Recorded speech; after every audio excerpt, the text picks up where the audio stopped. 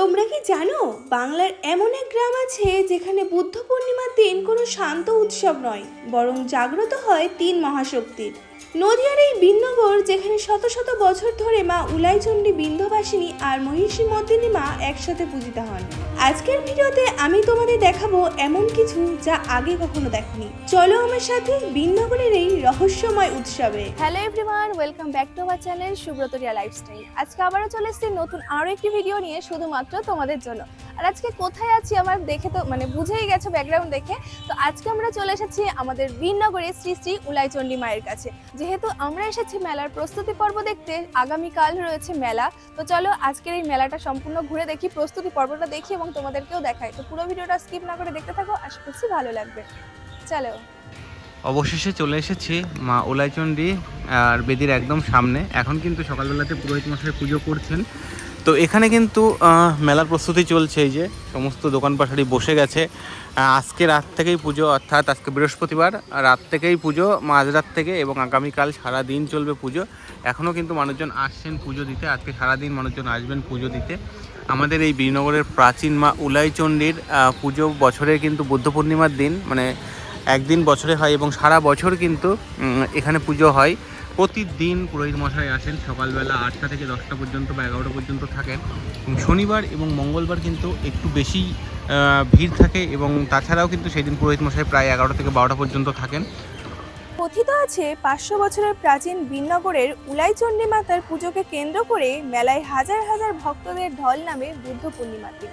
আর এবছর বুদ্ধ পূর্ণিমা পড়েছে 1 মে 2026। এছাড়া লোকমুখে শোনা যায় এই মন্দিরের ইতিহাস, সেটা চলো তোমাদের সাথে আজকে শেয়ার করি। বাণিজ্য করতে গিয়ে শ্রীমন্ত সওদাগর ভাগীরথী নদী দিয়ে সিংহলে যাচ্ছিলেন এবং উলাতে থেমেছিলেন প্রাকৃতিক দুর্যোগের জন্য, এবং তিনি উলাইচণ্ডী মায়ের পুজো করেছিলেন।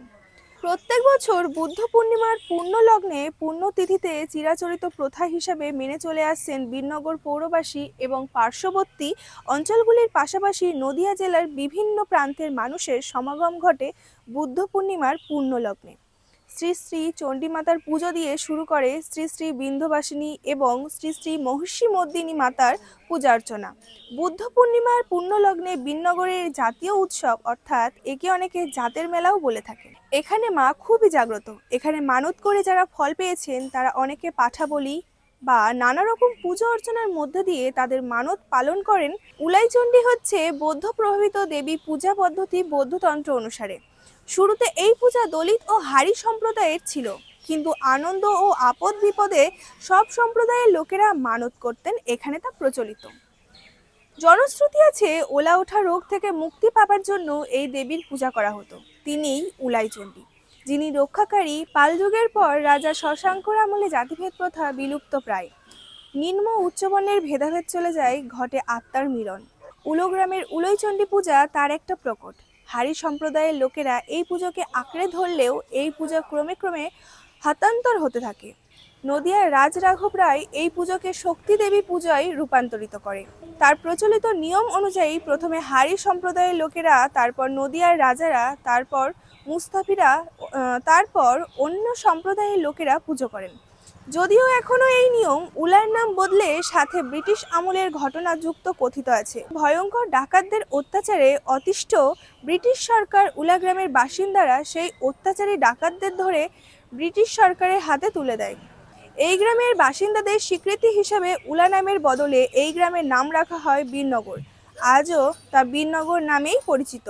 দেবী উলাইচণ্ডীর মূর্তি বলতে বটবৃক্ষের নিচে একখণ্ড মসৃণ কালো পাথর। জাগ্রত দেবী হিসাবে বিন্নগরবাসীর কাছে পূজিত হন। সব অনুষ্ঠানে এই দেবীকে সবার আগে পুজো করা এই অঞ্চলের রীতি। কাছে একটি বটবৃক্ষে মনস্কামনা পূরণের জন্য মাটির ঢিল বাঁধা প্রাচীন রীতি, যা আজও প্রচলিত। এই পুজো উপলক্ষে মেলা বসে, মানুষ প্রাণ ভরে সারা বছরের জিনিস কেনে। সীমন্ত সওদাগরের সময় থেকে আজ পর্যন্ত যারা পসরা সাজিয়ে বাণিজ্য করতে আসে প্রত্যেকেই হাসি মুখে ঘরে ফেরে। এই বুদ্ধ পূর্ণিমার আগের দিন এক পশলা বৃষ্টি হয়। মা উলাইচণ্ডী তার বেদী ভক্তদের জন্য ধুয়ে দেন। এবছরও তা ব্যতিক্রম হয়নি। তো বন্ধুরা, এবার বলি তোমরা এখানে কিভাবে আসবে। এখানে আসা কিন্তু খুবই সহজ। শিয়ালদা থেকে কৃষ্ণনগর লোকাল ধরতে হবে তোমাদের। রানাঘাটের একটা স্টেশন পরে রয়েছে বীরনগর স্টেশন। বীরনগর স্টেশন থেকে 1 নম্বর প্ল্যাটফর্ম থেকে বাইরে বেরোতে হবে। বাইরে বেরিয়ে তোমরা পেয়ে যাবে অনেক টোটো, একদম টোটো দিয়ে তোমরা চলে আসতে পারো এই বীরনগর চণ্ডীতলাতে। কিন্তু আগামীকাল যেহেতু পুজো রয়েছে, পুজোর দিন কিন্তু একদম চণ্ডীতলাতে টোটো আসে না, তো বীরনগর হাট পর্যন্ত আসে, সেখান থেকে কিন্তু পায়ে হেঁটে আসতে হয় এই চণ্ডীতলাতে। প্রায় হাট থেকে 1 কিলোমিটার পায়ে হেঁটে আসতে হয়। আর তাছাড়া যদি বছরের অন্যান্য দিন আসো, যে কোনো দিন আসতে পারো, বছরের অন্যান্য দিন আসলে কিন্তু তোমরা টোটোতে করে ডাইরেক্টলি চলে আসতে পারবে বীরনগর চণ্ডীতলাতে, বীরনগর স্টেশন থেকে। বছরের প্রত্যেক দিনই কিন্তু এখানে পুজো হয়। আর এখানে কিন্তু এই চণ্ডীতলার পুজো বাদেও কিন্তু আরও বছরে বেশ কয়েকটি বড় বড় পুজো হয়। তার মধ্যে রয়েছে পালনি। পালনিটা হয় শিবরাত্রির পরে, মানে শিবরাত্রির পরেই যে মঙ্গলবার পরে, সেই মঙ্গলবারেই কিন্তু হয় পালনি। পালনির পুজো করতেও কিন্তু অনেক দূর দূরান্ত থেকে মানুষজন আসেন। তো তাছাড়াও কিন্তু বছরের যে কোনো দিন এসে তোমরা এখানে ঘুরে যেতে পারো। এখানে আসতে গেলে কিন্তু এই যে এখানে পুরোহিত মশাই থাকেন সকালবেলা পর্যন্ত, মানে সকাল 8টা থেকে 10টা পর্যন্ত, আর শনি বা মঙ্গলবার 11টা পর্যন্ত থাকেন পুরোহিত মশাই। তাছাড়াও কিন্তু বীরনগরের আশেপাশের মানুষজন সবসময় যে কোনো কাজের জন্যই মায়ের কাছে আসেন পুজো দেওয়ার জন্য। মা কিন্তু খুবই জাগ্রত, আমরাও আসি মাঝে মাঝে। তো আমি আবারও চেষ্টা করলাম তোমাদেরকে এই পুজোর সম্পর্কে যতটা মানে আমরা জানি ততটাই তোমাদেরকে জানানোর। আর তাছাড়াও কিন্তু এখানে এই যে মানে আগামীকাল পুজো রয়েছে, এই পুজোর পরে কিন্তু বীরনগরে 7 দিন ব্যতীত মেলা হয়। তো আমরা এই জায়গাটা ঘুরে দেখালাম। এবং এর পাশেই রয়েছে বীরনগর দক্ষিণ পাড়া, মানে এখান থেকে হেঁটেই যাওয়া যায়। দক্ষিণ পাড়াতে হয় মহিষমর্দিনী পুজো, মহিষমর্দিনীর পুজোর কাছে যাব। তারপরে মহিষমর্দিনীর থেকে বীরনগর বড়বাজারে হয় হচ্ছে মা বৃন্দাবাসিনীর মেলা, সেখানেও যাব। তো চলো ভিডিওটা স্কিপ না করে দেখো, আমি সব কিছুই তোমাদেরকে এক এক করে দেখাচ্ছি, আশা করছি ভালো লাগবে। তো চলো দেখতে থাকো। তো এই যে ছাগলগুলো বা যা পাঠা বলতে পারো, এদের কিন্তু মানসিক যাদের ছিল অনেকে ছেড়ে দিয়েছে। তো সেগুলো কিন্তু এখানেই থাকেন। এই যে পুরোহিত মশাই ওদের সাথে খেলা করেন, আদর করেন। ওদের একজনের শরীর খারাপ ছিল, তাই ওই যে ওর নাকি পায়ে ব্যথা ছিল, তাই পায়ে ব্যথা থাকার জন্য ও একটু হাঁটতে কষ্ট হচ্ছিল। তো সেগুলো পুরোহিত মশাই নাকি ইঞ্জেকশন দিয়ে নিয়ে এসছেন। চণ্ডীতলা থেকে এই যে রাস্তাটা দিয়ে চলে এলাম, চণ্ডীতলা থেকে পায়ে হেঁটে আসলে 5-7 মিনিট লাগবে বীরনগর দক্ষিণপাড়া চাঁদনি বারোয়ারি। এই চাঁদনি বারোয়ারিতে মাকে প্রস্তুত করা হচ্ছে। তো চলো তোমাদের দেখাই। তো চলো ভিতরের দিকে প্রবেশ করি আর তোমাদেরকে দেখাই। এখানে আগামীকাল থেকে মেলা চলবে। তো সব দোকান পাশারেও বসাচ্ছে বেশ কিছু, এদিকে আরও দোকান বসবে। তো চলো ভিতরে নিয়ে যাই। এই যে মাদেরকে দেখা যাচ্ছে, কি দারুণ লাগছে। মাকে রেডি করা হচ্ছে। তো এই সেই বীরনগরের মা মহিষমর্দিনী, তাই তো? কি দারুণ ভাবে সাজানো হচ্ছে মাকে। মায়ের চোখ দুটো দেখো একবার। মেলা থাকে প্রায় 4 দিন। তো এখানে অনেক শিল্পী মিলে কিন্তু তৈরি করছেন মাকে। মা দুর্গারই আরেকটি রূপ কিন্তু। এখানে অসুর রয়েছেন, সিংহ রয়েছে, মা তো মাই রয়েছেন। আর কি দারুণ লাগছে। আগামীকাল যখন রেডি হয়ে যাবে তখন কিন্তু খুব সুন্দর লাগবে। আর এই বারোয়ারিটা এরকমভাবে এখানে কিন্তু প্রোগ্রাম হয় 4 দিন ধরে।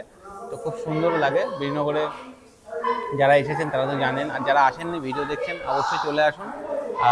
1 মের পরে থেকে কিন্তু 4 দিন মেলা চলে এখানে। তো চলুন এবার যাওয়া যাক বীরনগর বড় বাজারে, বৃন্দাবাসিনীর মায়ের কাছে।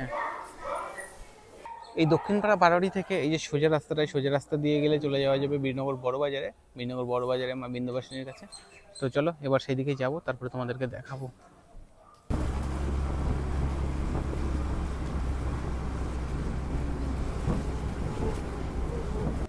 এবার আমরা চলে এসেছি বীরনগর উত্তরপাড়াতে। উত্তরপাড়ার মানে বড় বাজারের মেলা। তো অনেকেই জানে বড় বাজারের মেলা হিসাবে। এবার যাব মা বৃন্দাবাসিনীকে দেখতে কতটা কি প্রস্তুতি হয়েছে। তো মায়ের সাজ আমরা গতকালও এসেছিলাম, দেখেছি। তো আজকে এই ভিডিওতে তোমাদের দেখাবো কতটা কি প্রস্তুত হয়েছে। তো চলো এখানে কিন্তু মায়ের পুজোর জন্য যে বাসনগুলোকে কিন্তু রেডি করা হচ্ছে।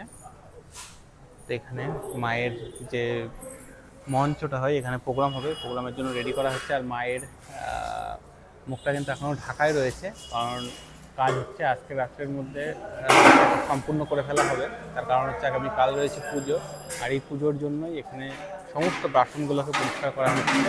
আর এখানে হচ্ছে যে মণ্ডপ, এখানে প্রোগ্রাম হবে। মোটামুটি 5 দিন প্রোগ্রাম হয় এখানে, আর মেলা চলে 7 দিন ব্যাপী। তো আমি কিছুটা মেলা দেখাবো তোমাদের। তো তোমরা বীরনগরে আসলে, আগামীকাল আসলে এই 3টে জায়গায় একসাথে ঘুরে দেখতে পারো।